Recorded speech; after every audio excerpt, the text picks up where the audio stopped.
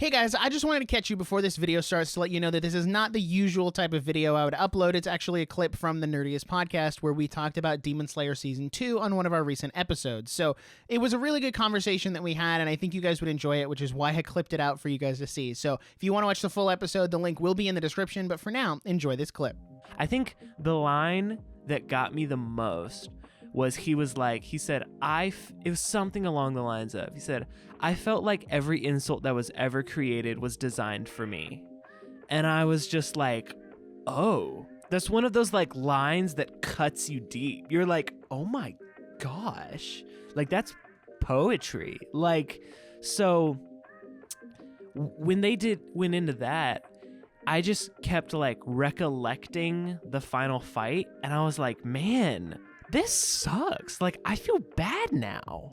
But like, that's the point, is they're humanizing them. That's why it's so hard for Tanjiro to do it, because he has Nezuko. Right. And he's like, they are no more worthy than she is.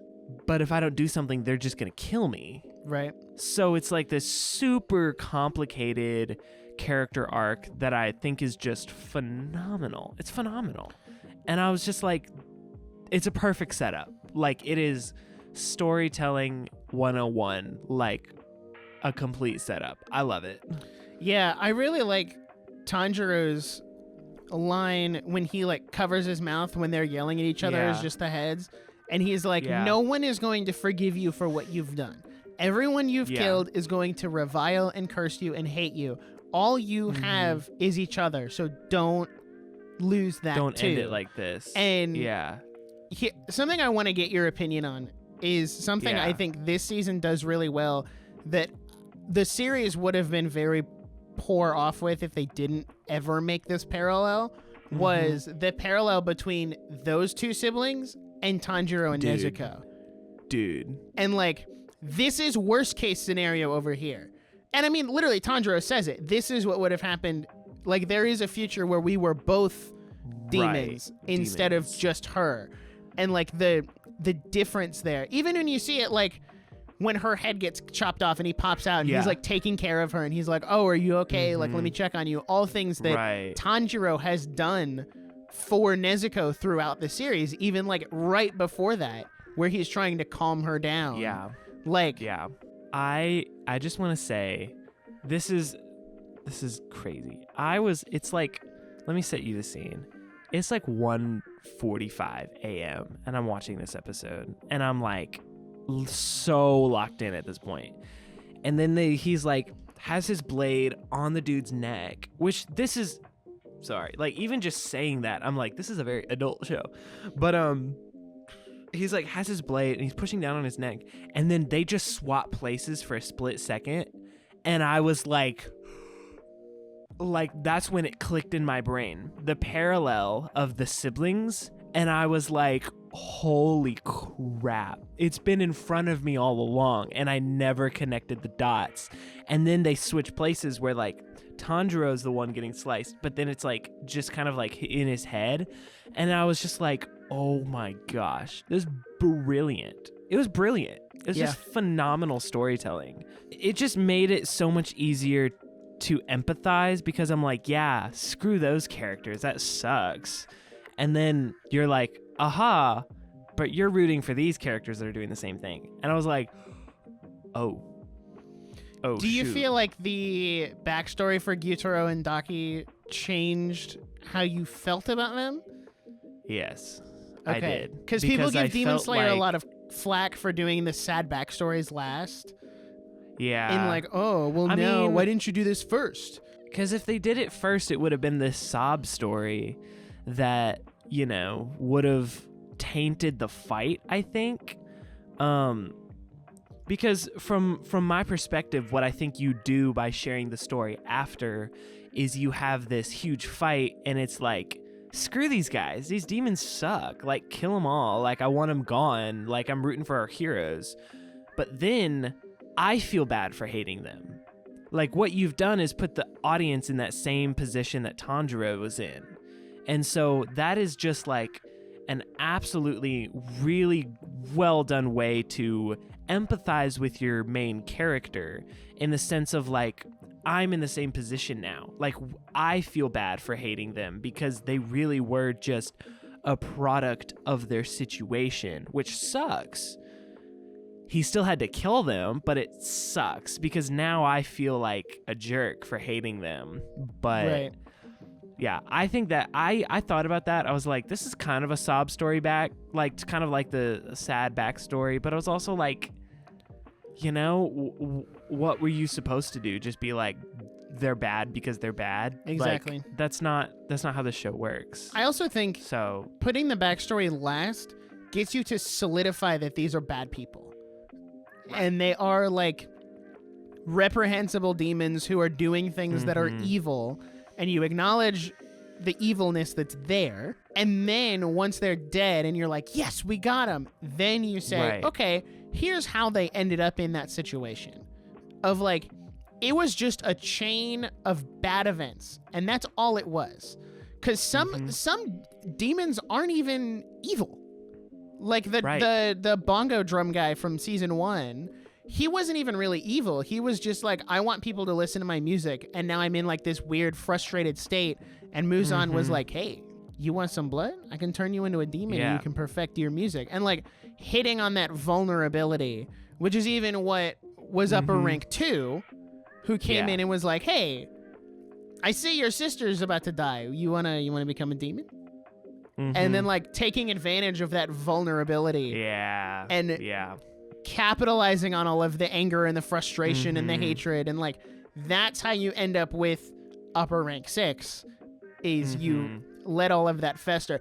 The part that got me was after that, when they're both standing like in that void. And he's trying to walk into the darkness. And she's like standing there with the light illuminated on her. Like she still has the opportunity to turn around.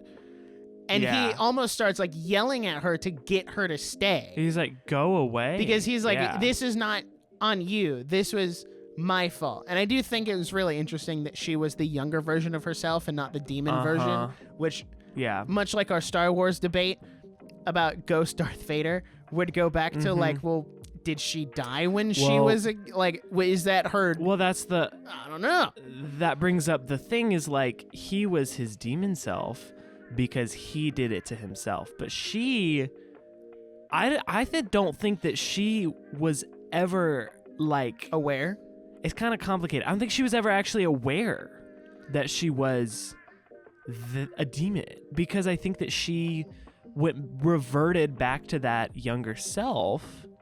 Which makes me think that that is only your fate if you choose it. Right. You know? Yeah. Is that crazy? It's, I mean, even in the sense it's that so like, complicated. She was called Daki. They didn't even use her actual name when she was a demon. Right. Which would make you think that they're almost two separate characters. Two separate characters, yeah. But then when he's like, no, you need to leave. And she's like, no, we're going to stay together. And like, she will not let go of him. And eventually he's like, all right. And then they walk into the flame together. Oh my gosh. Did they so walk good into, this is a legitimate question I had. Did they walk into the gates of hell together? I think that's what's supposed to be implied. It's the symbolism of like, the light is like, she still had the opportunity to go to heaven and turn around. Which I don't know, but I'm not here to get into theology. That's a Nick with No K video. But that's not how it works. Symbolically, she still had the opportunity to go, but she chose to go to the gates of hell with her brother because she wanted to stay together.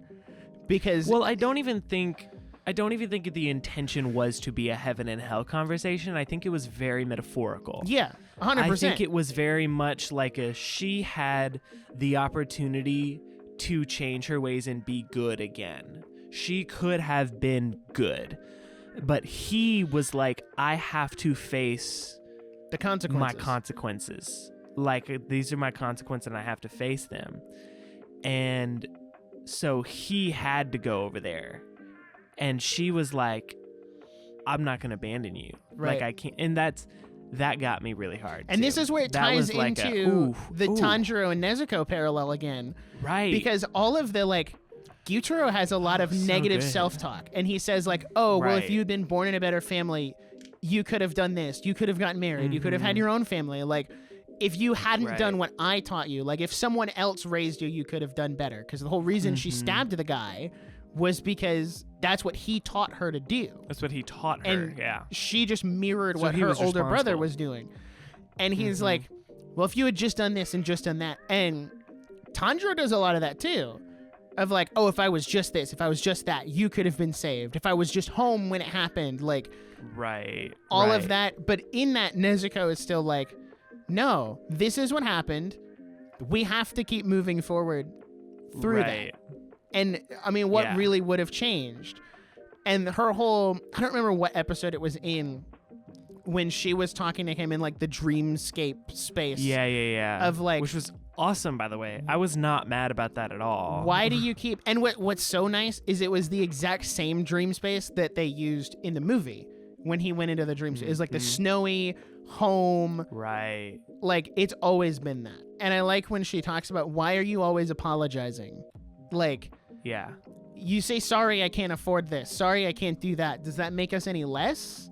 Does that, Yeah. like, you're doing everything you can, and that's enough. And I just think, oh, dude, it's That's so banger. good. That's a good. Yeah. Don't This let is very anybody good. dog on Demon Slayer, bro. They're like, Okay. it's not complex. It's a simple story. No, it's not. You just have to look for it. Yeah. Here's my thing, and it's something I've felt for a long time, is people will go on about, oh, this story sucks because it's too simple, or this story isn't complicated, it's not deep enough. If Demon Slayer was everything that it is on the surface, like you want it to be, it would suck. This Demon Slayer has a thing that's called subtext, and it's called good storytelling. Good storytelling is told in subtext. It's not thrown in your face saying, this is what's happening. This is that. It doesn't have to answer every single question. Demon Slayer treats its audience like adults. They Right. don't try to explain every single little thing. You're left with some questions, and that's okay. That's the point. It's good storytelling. Anyway, I really hate the conversation of like, it's too simple. When it's like, is it too simple, or is there subtext? Like, Or are you just minimizing the subtext because you just- don't like the show? Because that is something Right, that people do a right. lot that really frustrates me is right. people will minimize Demon Slayer down to, oh, it's just flashy fights. It's just this. It's just that. It's carried by animation, which I want to come back to later. And if you minimize all of that down, yes, it is a very simple story. If you minimize the subtext and take away all of those things. Right. But if you look at it for the show that it actually is, presented in every single episode, it is not a simple show. Like, we just had like No. a 10-minute conversation about the sibling parallel, and that wasn't even the Right. main focus of the season. No.